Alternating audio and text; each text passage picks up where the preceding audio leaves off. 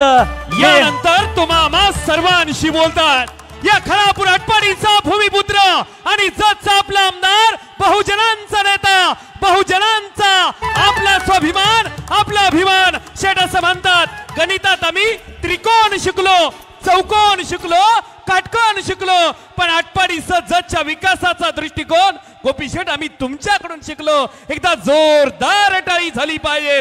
बोलतात आपल्या सर्वांचा नेता, आदरणीय लोकनेते गोपीचंद पडळकर बोलतात. हात वरती, जोरदार टाळी आदरणीय गोपीचंदजी पडळकर साहेबांसाठी. स्टेजवरच्या मान्यवरांना विनंती आहे, कृपया साहेबांचं भाषण खाली बसून ऐकायचं आहे. कुणीही उभं राहू नका, विनंती आहे आपणास.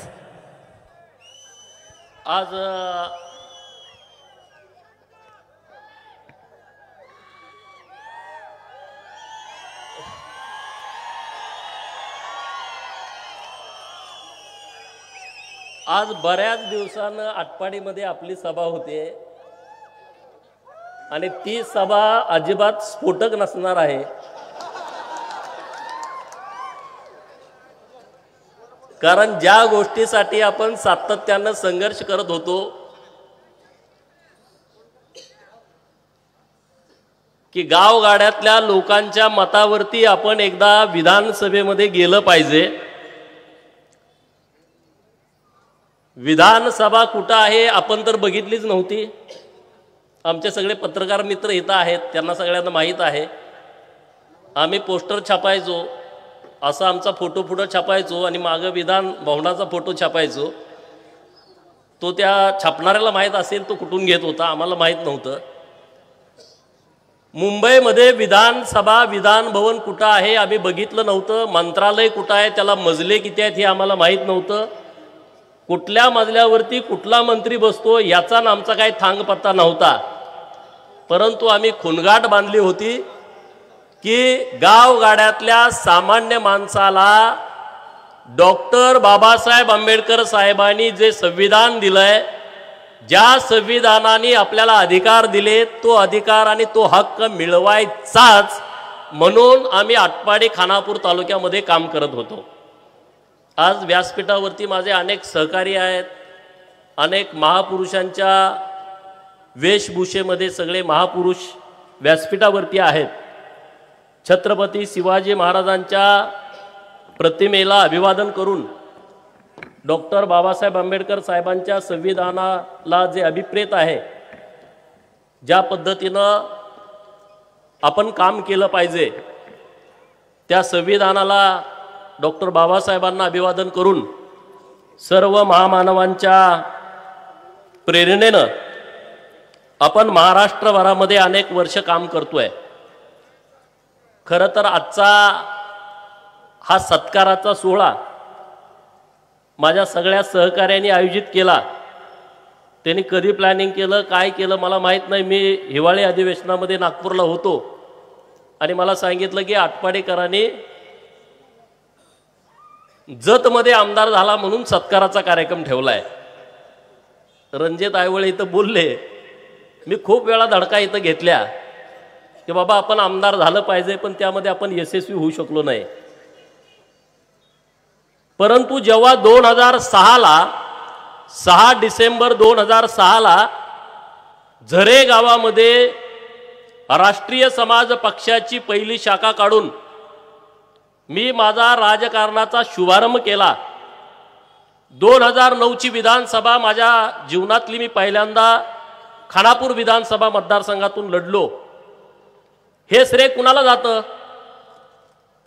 हे श्रेय खानापूर आटपाडी तालुक्यातल्या त्या लोकांना जातं की समोर अमावस्याची काळी कुट्ट रात्र असताना जो अंधार असतो की समोरचं काहीच दिसत नाही, एकदम काळा कुट्ट, अशा काळ्या कुट्ट अंधाऱ्या रात्री एखादा काजवा चमकावा आणि उजेड पडावा, तशा पद्धतीनं इथल्या तालुक्यातल्या लोकांना जेव्हा प्रस्थापित लोक निवडणुका लढत होते, ज्याच्याकडे कारखाना आहे, ज्याच्याकडे सुतगिरणी आहे, ज्याच्याकडे बँकांच्या अनेक शाखा आहेत, ज्यांच्याकडे मोठी शिक्षण संस्था आहे, मोठा दूध संघ आहे, असाच माणूस विधानसभेची निवडणूक लढवू शकतो असं प्रत्येक माणसाच्या डोक्यात असताना माझ्यासारख्या कार्यकर्त्याला, ज्याला स्वतःला राहायचं घर नव्हतं, मी जेव्हा भाषण करायचो तेव्हा विरोधक म्हणायचे याला राहायला घर नाही, याच्याकडे फक्त कापड आहेत आणि सफारी गाडी आहे, याच्या पलीकडे दुसरं काही नाही. मी जेव्हा भाषण करायचो तेव्हा लोक टीका करायचे. पण तेव्हा 2009ला गुळेवाडी सारखं गाव फक्त एक मतदान माझ्या विरोधामध्ये दिलं, एक मतदान. 2009 साली गुलेवाडी सारखं गाव ज्यांनी 0 मतदान विरोधकांना दिलं 2009 साली. सेंडगेवाडी सारखं गाव जिथं कधी मतदानच विरोधकांना पडलं नाही, त्याला काय माहित होतं मी पुढे आमदार होणार की नाही होणार. आणि म्हणून आटपाडी तालुक्यातल्या विभूतवाडीपासून गुळेवाडी, कुरुंदवाडी, झरे, पारेकरवाडी, माझं गाव पडळकरवाडी, पिंपरी बुद्रुक, तरसवाडी, घरनिकी, दांगडेवाडी, बेरगळवाडी, घाणन, जांभुळणी, कामत, वलवण, चिंचाळे, खरसुंडी, मिटकी, आवटेवाडी असेल, धावडवाडी असेल, कानकात्रेवाडी, घुलेवाडी, हे जे सगळी गावं आहेत, तनपुरेवाडी, नेलकरंजीच्या अंतर्गत असणारी मिटकरवाडी, मानेवाडी, इकडं परत गेलं तर हिवतड, गोमेवाडी, काळेवाडी, तळेवाडी, करगणीचं तर अतिप्रेम. एवढं मोठं गाव, एवढ्या मोठ्या गावानं नेहमी माझ्यावरती प्रेम केलं. काळेवाडी सारखं गाव ज्यांनी खूप माझ्यावरती प्रेम केलं. तळेवाडी, अरे वर्गणी पण द्यायची, मतं पण द्यायची, असं कुठं राजकारण असतं काय? हा, बनपुरी सारखं गाव, इतकं मोठं गाव. तेव्हा मी पेपरमध्ये बातमी वाचली, आटपाडी तालुक्याची ती राजधानी आहे. अशा गावानं माझ्यासारख्या कार्यकर्त्याच्या पाठीमागं पाठबळ उभा केलं. माळेवाडी असेल, पात्रेवाडी असेल, मतं मला कमी जास्त पडली असतील. शेटपळे सारखं गाव, तडवळे सारखं गाव, लेंगरेवाडी, मासाळवाडी, अरे माझं तर माहेरघर आहे. या लोकांनी प्रचंड ताकद मला त्या काळामध्ये दिली. इकडं खांजोडवाडी असेल, येपावाडी असेल, तिकडं माडगुळे असेल, बोंबेवाडी, आंबेवाडी, लोणारवाडी, कवटुळी, पिंपरी बुद्रुक, भिंगेवाडी सारखं गाव, मापटेमळ्यासारखं गाव. अरे आटपाडी तर इतकं मोठं गाव आहे, मी जायचं कोणाकडं, कार्यकर्ता पुढे काम करायला नाही, पण लोक मला मतं देत होती. निंबवड्यासारखं गाव तर प्रचंड प्रेम माझ्यावरती केलं. मुडेवाडी, निंबवडे, वाक्षेवाडी, अनुसवाडी, वन साइड सगळी गावं. काय गावं माझ्याबरोबर पहिल्या टप्प्यामध्ये नव्हती, परत आली. गळवेवाडी सारखं गाव आज माझ्यावरती जीवापाड प्रेम करतं. आवळाई सारखं गाव, पळसखेल सारखं गाव, विठलापूर सारखं गाव, सेरेवाडी, अरे कितीतरी गावं आहेत. उंबरगाव, तिथली ठोंबरेवाडी, तिथली दळसवाडी, वन साइड सगळी गावं. ज्यांना पुढं काही माहीत नव्हतं म्हणे गोपीचंद धनगराचा नेता आहे. अरे दिगंचित कुठल्या धनगराचं मतदान आहे? कुठल्या खरसुंडीमध्ये कुठल्या धनगर समाजाचं मतदान आहे? 1 नंबरचं मतदान मला दिगंचिनं दिलं लोकसभेला. 1 नंबरचं मतदान. कुणी नव्हतं तिथं. पुजारवाडी सारखं गाव, तिकडं लिंगिवरे, त्यांची माडिकवाडी, तिथली ठोंबरेवाडी, नंतर आपलं राजेवाडी सारखं गाव, 12 बलुतेदारांचं क्रांतिकारी गाव, राजेवाडी सारखं गाव. अरे या सगळ्या गावांनी माझ्यासारख्या कार्यकर्त्यावरती प्रचंड प्रेम केलं. म्हणून आज गोपीचंद पडळकर तुमच्या समोर आहे, महाराष्ट्राच्या समोर आहे. हे सगळं पहिलं श्रेय जातंय ते तुम्हाला. युटी सरांनी सांगितलं की मी जेव्हा जतमध्ये निवडून आलो आणि भिवघाटवरती आमचा सहकारी मित्र एबीपी माझाचे कुलदीप माने आले, मला म्हटले तुम्ही मुलाखत द्या. हे श्रेय कुणाला जातं? आणि म्हणून मी जबाबदारीनं बोललो होतो की माझ्या राजकारणाचा पाया या खानापूर आटपाडीतल्या जनतेने खोदला. त्या पायामध्ये महाराष्ट्रातल्या धनगर समाजाने दगड नाही सिसवतलं, इतका मजबूत पाया केला. तुम्हाला महाराष्ट्रातला धनगर समाज, विदर्भ, कोकण, मराठवाडा, खानदेश, पश्चिम महाराष्ट्र, मुंबई, सगळ्या लोकांनी माझ्यासारख्या फाटक्या कार्यकर्त्यावरती भयंकर प्रेम केलं आणि माझा पाया एकदम मजबूत करून टाकला. 18 पगड जाती, 12 बलुतेदार, गरीब मराठा, ओबीसी, मायनर ओबीसी आणि भटक्या विमुक्तांनी माझ्या या जीवनामधल्या राजकारणातल्या जीवनातली भिंत बांधली. आणि ती भिंत इतकी मजबूत होती ना, त्या भिंतीला तडाच जाऊ शकत नाही. आणि मी वाट बघत तो स्लॅब कोण टाकणार, स्लॅब कोण टाकणार. अरे बाजू घेणारा राजकारणात सक्षम असावा लागतो. आणि भारतीय जनता पार्टी आणि माझा नेता देवाभाऊनी 14 मे 2020 ला या इमारतीवरती स्लॅब टाकला विधान परिषदेच्या माध्यमातून. त्यांना वाटलं असेल एक थर टाकून जमणार नाही, म्हणून जतचं तिकीट देऊन दुसरा थर टाकला. आता स्लॅब एकदम मजबूत झाला आणि जतच्या माझ्या मायबाप जनतेने तिथं शिखर बांधलं. जतच्या लोकांना मी मनापासून धन्यवाद देईल. आता कळत चढवतील, कोण चढवायचं ते चढवतील, पण जतच्या लोकांनी मला खरंच खूप, इथं सगळे सुनील भाई आहेत, संजय तेली आहेत, रवी मानवर आहेत, अतुल दादा आहेत, सरदार पाटील आहेत, आणखी काय काय गडी कटळून गेले, हाके साहेब आहेत, युवा सरपंच अनेक गावचे इथं उपस्थित आहेत, सुरेश खाली बसलाय, सगळे हात करतात, अनेक मुलं इथं आलेले आहेत. मला आता वाटायला लागलं माझी चूक झाली का काय, मी 2014लाच तिकडे यायला पाहिजे होतं. एवढं सोपं नव्हतं. मला तिकीट देऊ नये म्हणून काही लोकांनी जंग पछाडलं. तर मित्रांनो, देवाभाऊ सागर बंगल्यावरती खुट्टा ठोकून बसलेला माझा नेता आहे, त्यांनी मला बहुतेक 26 तारीख त्या दिवशी होती, शनिवार होता, त्या दिवशी माझी उमेदवारी जाहीर केली. 20 तारखेला मतदान होतं, त्या विधान भवनामध्ये पाठवलं. जतकरांना माझा शब्द आहे की ज्या भावनेनं तुम्ही मला आमदार केलाय, तुम्ही माझा सन्मान केलाय, मी आता माझ्या आयुष्यामध्ये जतच्या मातीचा दिवसेंदिवस सन्मान वाढेल असंच काम करेन. जत विधानसभा मतदारसंघातील जनतेला मी जो शब्द निवडणुकीच्या निमित्तानं दिलाय, तो शब्द आणि शब्द मी पाळेल. आटपाडी माझी जन्मभूमी आहे. आटपाडीतल्या लोकांनी हे रोपटं लावलाय, पण माझी कर्मभूमी आता आटपाडीच्या सोबत जत विधानसभा मतदारसंघ ही माझी कर्मभूमी आहे आणि तिथल्या लोकांचे प्रश्न सोडवणे ही माझी प्राथमिकता आहे. त्यामुळे तुम्ही चिंता करू नका. जतवाल्यांना तर आता अनुभव आलाय, वातावरण मनानच दुरुस्त व्हायला लागले. सकाळी मी MSEBच्या सगळ्या अधिकाऱ्यांची बैठक घेतली आणि किती ट्रान्सफॉर्मर लागणार आहेत, 63चे 100 किती करायला लागणार आहेत, खानापूरची आणि जतची एकत्रच घेतली. मी जरी इथला आमदार नसलो तर इथलं काम तर मला करावं लागेल. आज बघितलं का तुम्ही, सगळी लोक काम धंदा व्याप सोडून, कोणाला गाडी घोडं दिलंय का, सगळे इथं आलेले आहेत ताकदीनं. त्यामुळे तुम्ही चिंता करू नका. पाणी, शेती आणि उद्योग ह्या त्रिसूत्रीवरती मी इथून पुढे काम करणार आहे. ज्या गावाला पाणी मिळालं नाही त्यांना पाणी, ज्या शेताला पाणी मिळालंय तिथं आधुनिकतेची शेती आणि उद्योग, हे 3 विषय घेऊन मी जतमध्ये उतरलोय. तेच विषय घेऊन मी आटपाडीमध्ये उतरलोय. त्यामुळे तुम्ही चिंता करू नका. आता संघर्ष करायची गरज नाही. शिवराम, आपण खूप संघर्ष केला. तुम्ही म्हणणार सारखा संघर्षच वाटायला येतोय का काय? चिंता करू नका. मंत्रीपद मिळालं नाही म्हणून बारीक तोंड करू नका, अजिबात करू नका.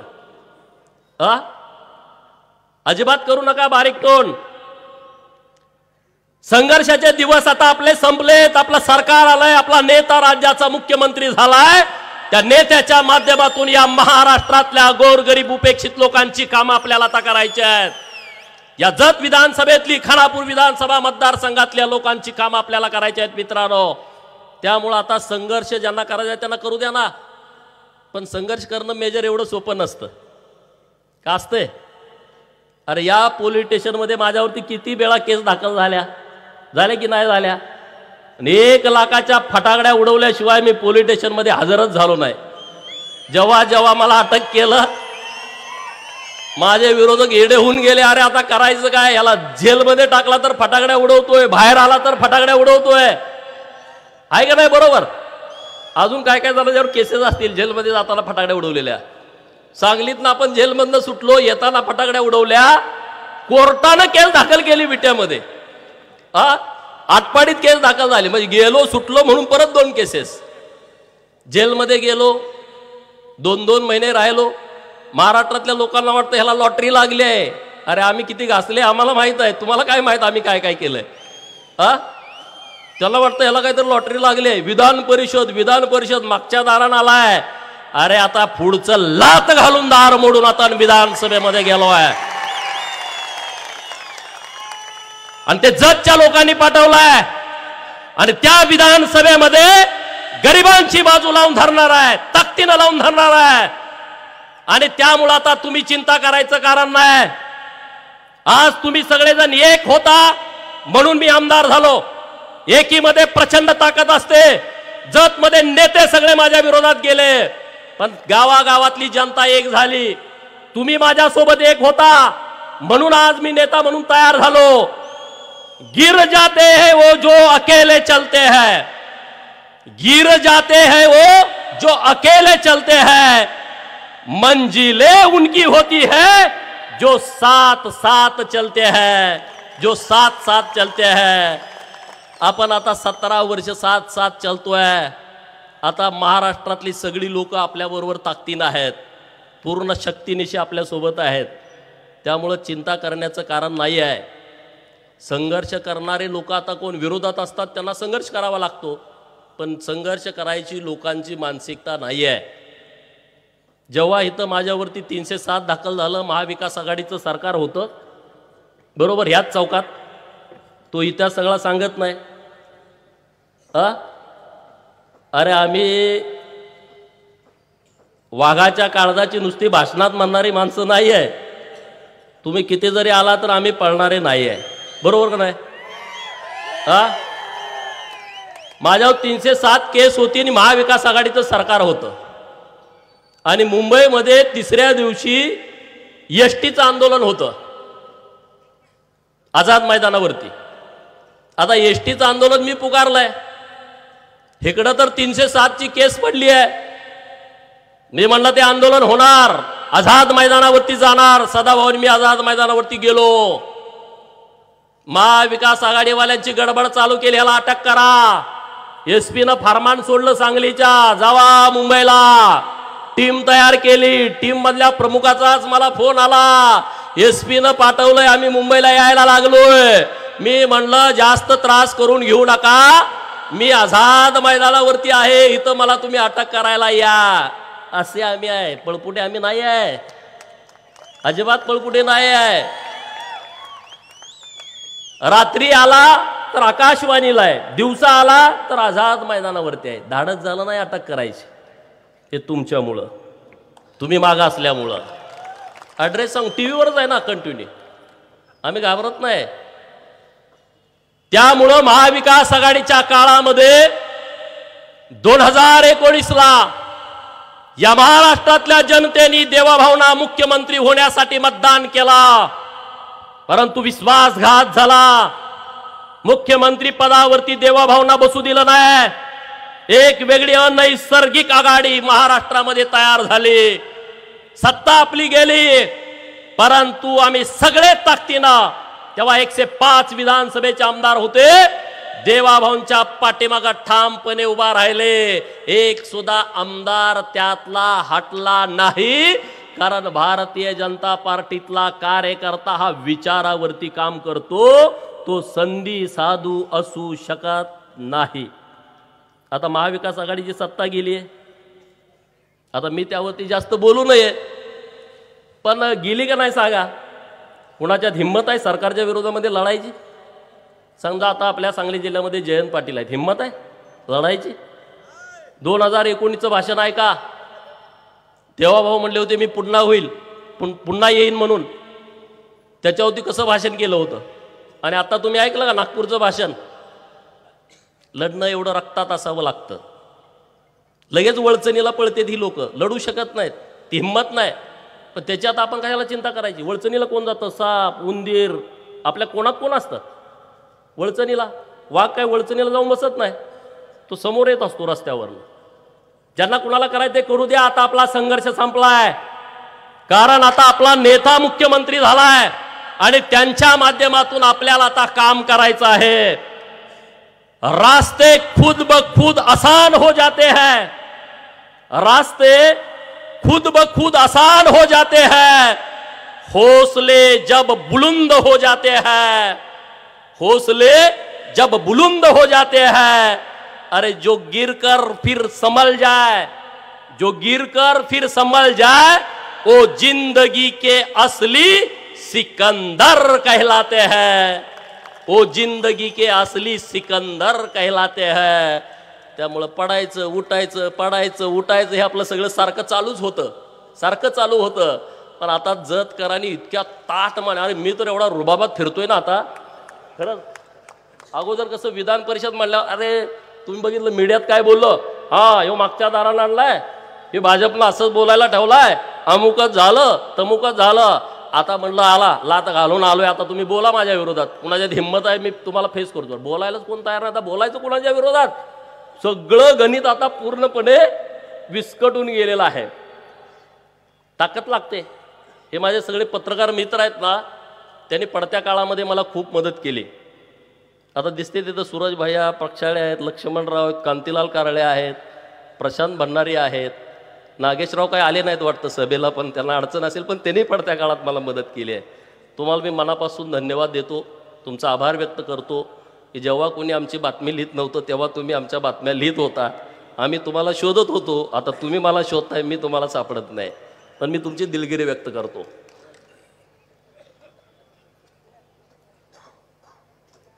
भारतीय जनता पार्टीचा कार्यकर्ता म्हणून आपली जबाबदारी काय आहे? या देशामध्ये भारतीय जनता पार्टीचे लाखो कार्यकर्ते आहेत की ज्यांना ग्रामपंचायतचं तिकीट मिळालं नाही, पंचायत समितीचं तिकीट मिळालं नाही, झेडपीचं तिकीट मिळालं नाही, आमदारकी आणि खासदारकीचा विषय सोडून द्या, त्यांनी त्यांचं आयुष्य भारतीय जनता पार्टीसाठी अर्पित केला. 2022चा विषय समोर घ्या. देवाभाऊ या राज्याचे मुख्यमंत्री म्हणून लोकांनी त्यांना बहुमत दिलं होतं. आणि एक सक्षम नेता, या महाराष्ट्राचा अभ्यास असणारा नेता, त्या नेतृत्वाला उपमुख्यमंत्री व्हावं लागला. म्हणजे या नेत्यानं आपल्या समोर एक त्यागाचं उदाहरण दिलंय. या नेतृत्वानं भारतीय जनता पार्टीचा कार्यकर्ता कसा असावा याचं एक उदाहरण आपल्या समोर घालून दिलेलं आहे मित्रांनो. त्यामुळं आता देवाभाऊ हे आपल्याला, माझ्यासाठी तर ते श्रीकृष्णासारखे आहेत. देवाभाऊ हे माझ्यासाठी श्रीकृष्णासारखे आहेत आणि त्यांचा शब्द आणि शब्द मला भगवद्गीतेतल्या शब्दाप्रमाणे आहे मित्रांनो. असा नेता आपल्याला मिळालाय, कशाला चिंता करताय? काळजी करू नका. देवाभाऊ मुख्यमंत्री म्हणजे whole power is our power. कशाला चिंता करताय? हा, अरे देवेंद्र फडणवीस हे मुख्यमंत्री नाही झाले, गावगाड्यातला शेतकऱ्याचा पोरगा महाराष्ट्राचा मुख्यमंत्री झालाय. देवाभाऊ मुख्यमंत्री नाही झाले, या माझ्या आटपाडीतल्या 12 बलुतेदाराचा पोरगा महाराष्ट्राचा मुख्यमंत्री झालाय. या महाराष्ट्रातल्या गरीब मराठ्याचा पोरगा महाराष्ट्राचा मुख्यमंत्री झालाय. ओबीसीचा, मायनर ओबीसीचा 18 पगड जातीतला पालात राहणारा तो पोरगा महाराष्ट्राचा मुख्यमंत्री झालाय. तुम्ही चिंता करू नका. तुमचे प्रश्न मला सांगा, तुमचे प्रश्न देवाभाऊंना सांगा. ते प्रश्न सोडवण्यासाठी आता आपलं सरकार आलंय. आता हे डोक्यात काढून टाका. कुणाच्या आडवं उभं जायची गरज नाही. सगळे आता धडकून धडकून जमलेत आपल्याला. किरकोळ गोष्टीकडे लक्ष देऊ नका. किरकोळ गोष्टीला हे बच्चे कंपनी आहे, हे बच्चे कंपनी आहेत. आता आटपाडीतली सगळी जबाबदार लोक आहेत. आपली रॅली येताना लाईट गेली, तुम्ही बघितलं. बच्चे लोकांचा खेळ आहे हा. अरे आमचं चाललंय काय, तुमचं चाललंय काय? आमचा इकडं सन्मान चाललाय, तुम्ही डांबाजवळ जाऊन उभा राहिलाय. बटन बंद चालू बंद चालू बंद चालू. काय असं नाही. घरात लाईटा लावा, येतंय कोण जातंय का बघा. बाकीचं चिंता करत बसू नका.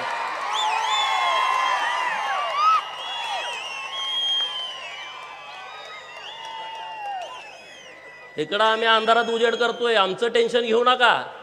अरे आम्ही मेंढक्याची पोर आहे. आमच्या वाड्यावरती कधीच लाईट नसते, आमच्या वाड्यावरती कधीच लाईट नसते. पण आमचा शिंगाटी बकरा जेव्हा धडक देतो तेव्हा कंबाड राहत नाही.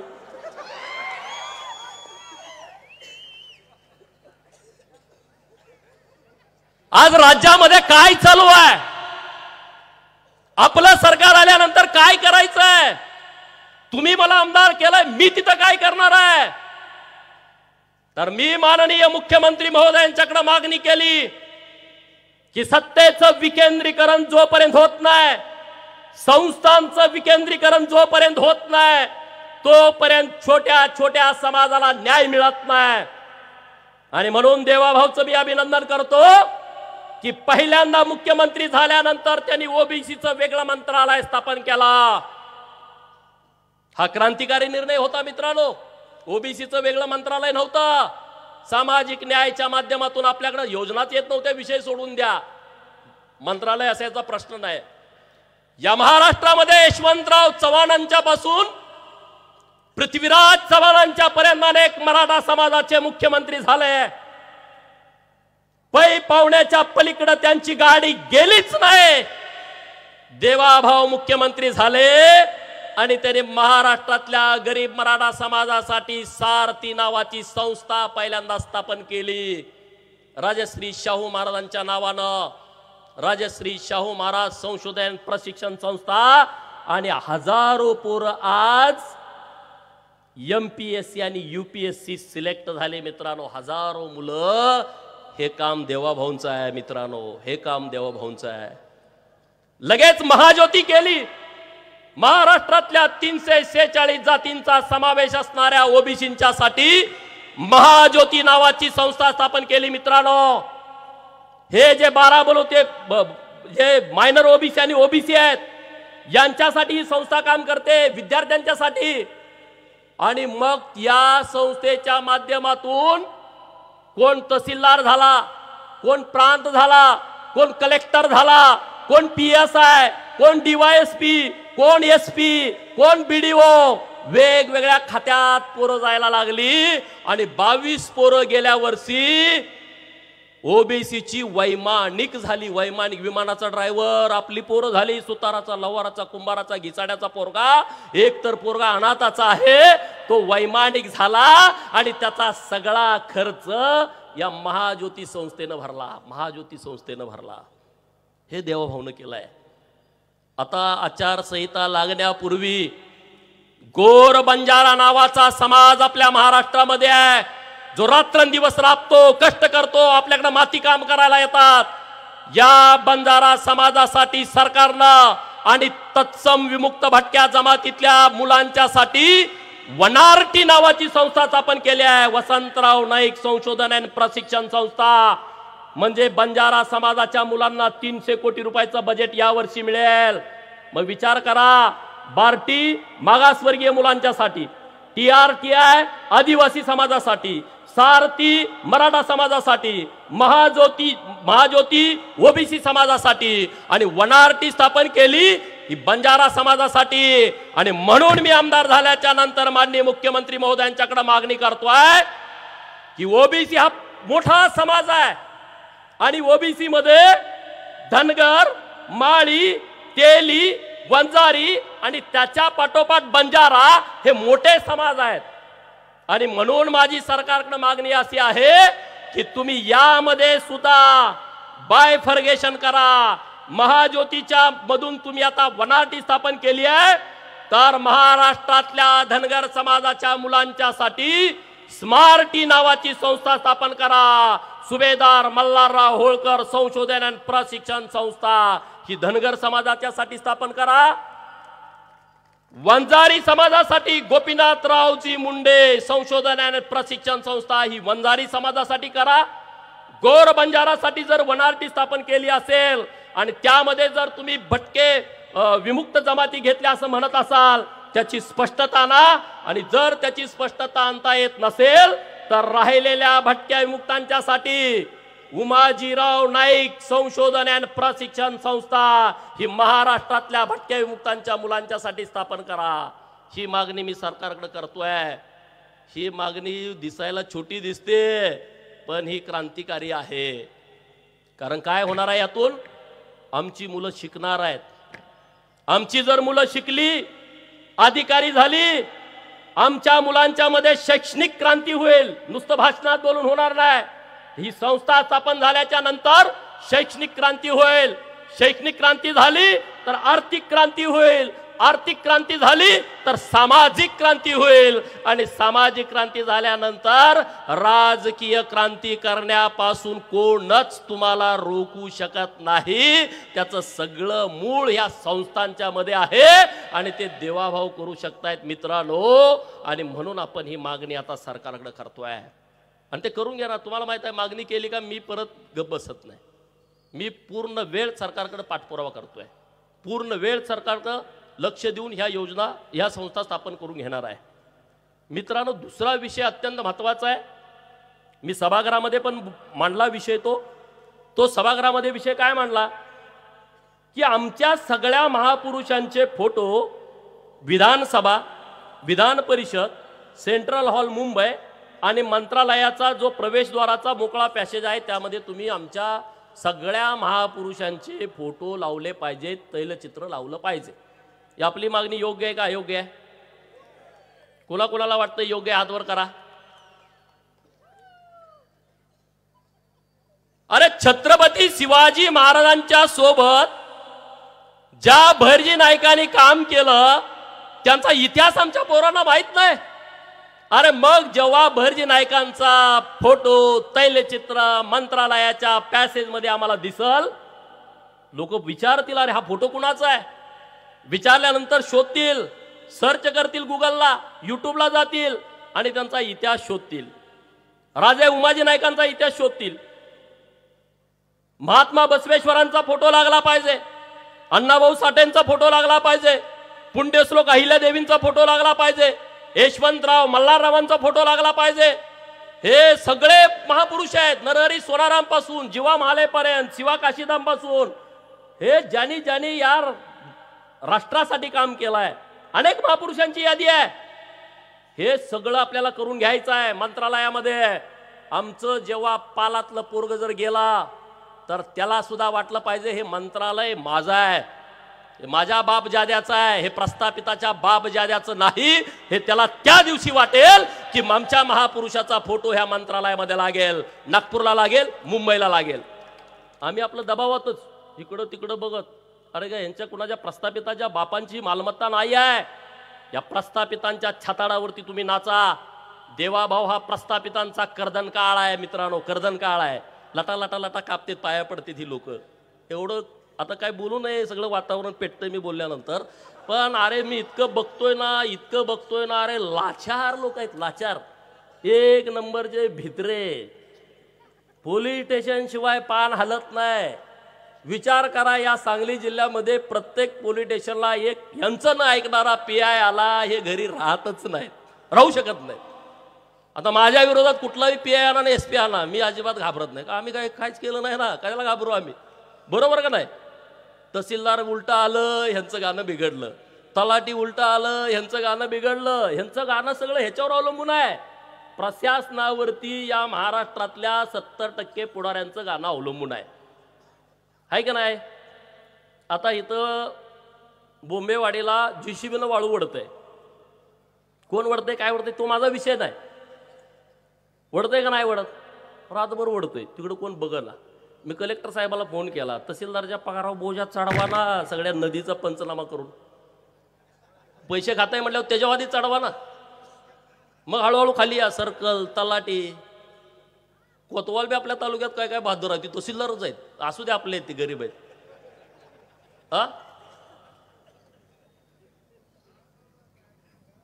हे सगळं चालू असतंय या सगळ्या प्रक्रियेमधून. आणि त्यामुळं तुम्ही अजिबात नाराज व्हायचं नाही. मी पूर्ण वेळ आता भारतीय जनता पार्टीचं महाराष्ट्रभर काम करणार आहे. तुम्हाला माहिती आहे मी फिरत असतोय, दुसरा काय काम धंदा आपल्याला नाही आहे. आपली काय सुदगिरणी बँक कारखाना काय नाही, आपण गाडी आणि आपण, दुसरं काहीच नाही आपल्याकडं आणि तुम्ही. त्यामुळे आता पूर्ण वेळ भाजपासाठी काम करायचं, हिंदुत्वासाठी काम करायचं आहे, बहुजनांच्यासाठी काम करायचं आहे, भटक्या विमुक्तांच्यासाठी काम करायचं आहे, मागासवर्गीय भावांच्यासाठी काम करायचं आहे आणि सगळ्यात महत्त्वाचं पालातल्या माझ्या भावांच्यासाठी काम करायचं आहे. पालातल्या केलं पाहिजे का नाही सांगा. तुमच्या गावात जे पालात आता आलेले आहेत लोक, आपण कधी गेलोय का सांगा. दिवाळी झाली, दसरा झाला, आपण गेलो त्यांच्याकडं, गेलो का. आपल्या घरात कानूलं केलं, कापण्या केल्या, लाडू केल्या, कपडे नवीन आणले, दिवाळी झाली, उठणं आणलं, वाशेल तेल आणलं, मोती साबण आणला, पण त्या पोरांना साबण आहे का? आपण कधी विचार केला? आपली मानसिकता आता बदलायला पाहिजे. प्रत्येक दिवाळीला किमान एक पालात मी मदत देणार आणि त्याला माझ्या घरी त्याची दिवाळी साजरी करणार. करणार का कोण? पुढच्या दिवाळीला केलं पाहिजे ना. काय नाही रे बिचाऱ्यांच्याकडं, ना रेशन कार्ड, ना मतदान कार्ड, ना घर, ना जागा. तहसीलदाराकडे गेलं तर काय म्हणतंय तहसीलदार? 1961 पूर्वीचा जन्माचा पुरावा द्या. 1961 पूर्वी जन्माचा पुरावा जर आमच्याकडे असता तर आम्ही भटकत राहिलो असतो का? हे जर साधं कळत नसेल तर ह्या गोष्टीला काय अर्थ आहे असं मला अजिबात वाटत नाही. आणि म्हणून माझी सरकारकडे मागणी आहे, या भटक्या विमुक्तांच्यासाठी आणि पालात राहणाऱ्या लोकांच्यासाठी सरकारनं वेगळं बजेट केलं पाहिजे आणि दर बजेटमध्ये त्यांचे पैसे आले पाहिजे. दर बजेटमध्ये मायनर ओबीसींच्यासाठी हे केलं पाहिजे आणि ते आपल्याला करायचं आहे. आता सरकार आपल्यामुळे, तुम्ही नुसती आयडिया सांगा, देवाभाऊ तिथं बस, देवाभाऊच काय कारखाना नाही, सुदगीर नाही, बँक नाही, मेडिकल कॉलेज नाही, काय नाही. त्यामुळे पुढची लय भेटते. पुढच्याला वाटतं काय तर काढून अडकणं कसं? अडकत नाही रे, अडकत ते कसं? अडकत नसते ते लोकांच्यासाठी काम करतायत. ते मुख्यमंत्री मिरवण्यासाठी नाही झाले, ते महाराष्ट्रामध्ये परिवर्तन करण्यासाठी मुख्यमंत्री झालेत. आज आपल्या टेंबूला पैसे कुणी दिले? कुणी दिले? टेंबू कधीपासून आहे? नुसत्या टेंबूला नाही दिले, 165 प्रकल्पांना पैसे दिलेत. किती किती? हे जेव्हा जलसंपदा मंत्री होते ना आपले साहेब बुद्धिवान, त्यांनी 5 प्रकल्पांना मंजुरी दिली. किती किती? आणि आपल्या साहेबांनी किती दिली 2.5 वर्षात? मग प्रत्येक ठिकाणी ते म्हणले कुणाला जनक व्हायचे त्यांनी तुम्ही तिथल्या तिथं तालुक्याला होऊन जावा. त्यात काय देवाभाऊ जनक कुठंच होत नाहीत, परंतु तुमच्या पद्धतीनं व्हा, त्यांचं काय ऑब्जेक्शन त्याविषयी नाही.